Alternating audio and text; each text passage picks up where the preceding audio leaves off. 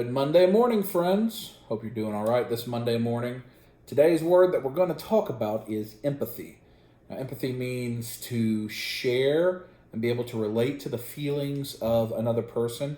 And the way I thought we'd do this, we'd have a word, we'd talk about a quote from it, and just do a quick kind of thought of how this could help me, I'm talking to myself more than anything, on the week approaching.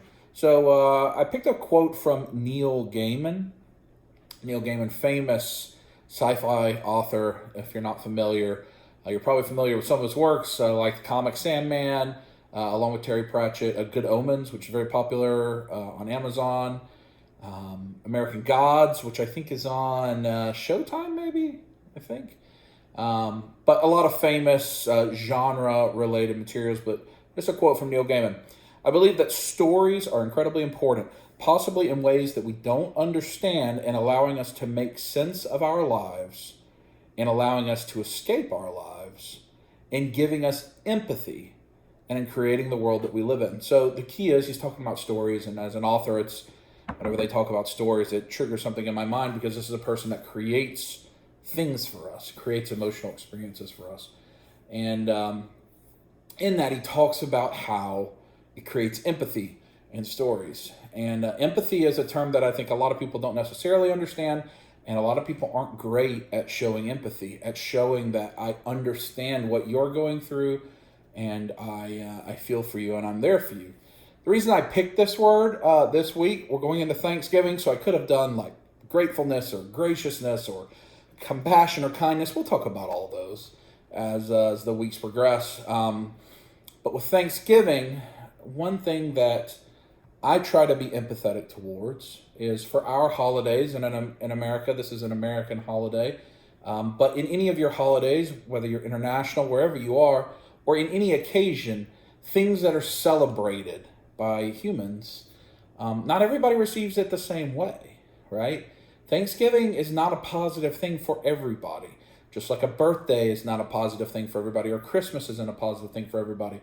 For some people, they have negative memories with that, or it symbolizes something that is negative to them, or they don't have anyone to spend it with, or whatever the case may be, right? And so often you hear, oh, it's the happiest time of the year, everybody should be happy. That's not true, right? Some people are really struggling this time of year.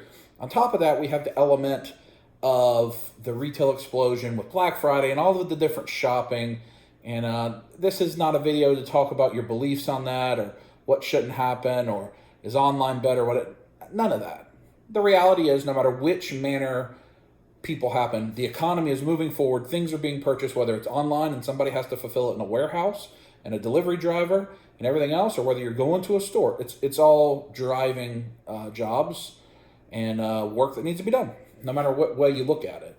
And we need to have empathy there, because we're going to encounter people over this holiday that don't enjoy the holiday, they have to work. Maybe they want to work, but somebody's been mean to them.